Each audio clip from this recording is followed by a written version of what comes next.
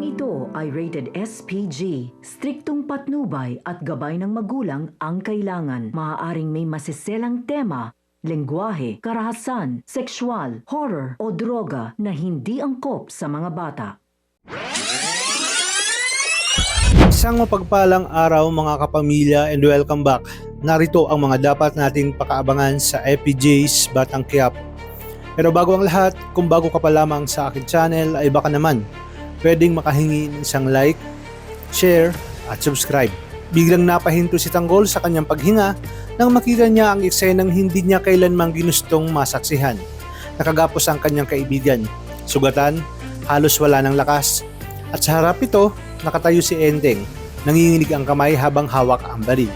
Nagulat ang mga tauhan sa bigla niyang pagdating. Sa isang iglap, sumabog ang galit ni Tanggol. Agad niyang itinutok ang baril kay Rigor.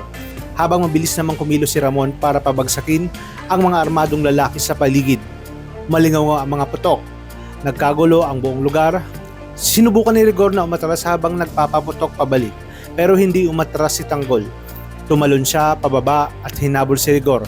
Dala ang galit at determinasyong tapusin na ang lahat. Bumaba si Rigor sa hagdan, desperadong makatakas. Sumunod naman si Ramon at Enteng. Kahit mga putok mula sa likuran, tuloy pa rin ang habulan. Hanggang sa naglaho na nga si Rigor. Nakatakas siya, pero malinaw kay Tanggol, hindi pa tapos ang laban. Samantala, naiwan si Enteng na tuluyang gumuho. Hindi niya ginusto ang nangyari. Hindi niya ginustong ipagkanulo ang kanyang mga kaibigan. Binalikan siya ni Ramon at Tanggol. Pero hawak ni Rigor ang buhay ng kanyang ina. Wala siyang ibang pagpipilian. Habang nakikiusap si Bulldog kanina, pilit pinipigilan ni Enteng ang luha. Sa bawat segundo, unti-unting nababasag ang kanyang konsensya. Pinili niya ang pamilya, kapalit ng tiwala ng kaibigan. Isang desisyon na habang buhay niyang dadalhin. Para kay Tanggol, mas masakit pa sa bala ang nakita niya. Hindi lang ito laban sa kalaban, kundi laban sa pagkakaibigan na winasak ng takot at kapangyarihan. Mas lalo siyang tumibay. Hindi lang siya lalaban para sa sarili, kundi para sa mga taong mahalaga sa kanya.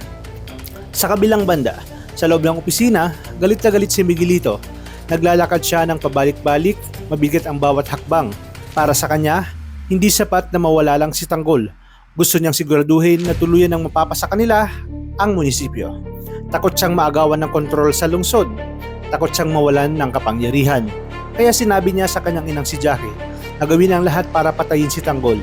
Samantala, bago pa mangyari ang barilan, walang tigil sa paghahanap si Tanggol sa kanyang mga kaibigan. Ngayon si Rigor ay nagsisimula na magtago. Isa pa rin siyang banta na pwedeng bumalik anumang oras. Si Enteng naman ay inakay pa rin ni Tanggol at Ramon sa kabila ng kanyang pagtatraidor. Ngunit sa kasamaang palad ay wala na ang kanyang mga kaibigan. Ngayon ay mas naging handa sila sa mas malaking laban. Dahil ang laban na ito ay hindi lang barilan. Ito ay laban ng tiwala, sakripisyo at paninindigan. At habang nagpapatuloy ang kanilang kwento, isang bagay ang sigurado. Hindi pa ito ang katapusan dahil kinakailangan pang maupo ni Tanggol bilang mayor ng Maynila. Talagang kapanapanabik ang mga susunod na tagpo sa teleseryeng ito. Kaya naman tuloy-tuloy ang pagsubaybay. Maraming salamat sa inyong panonood at pagpalain tayong lahat, kapamilya.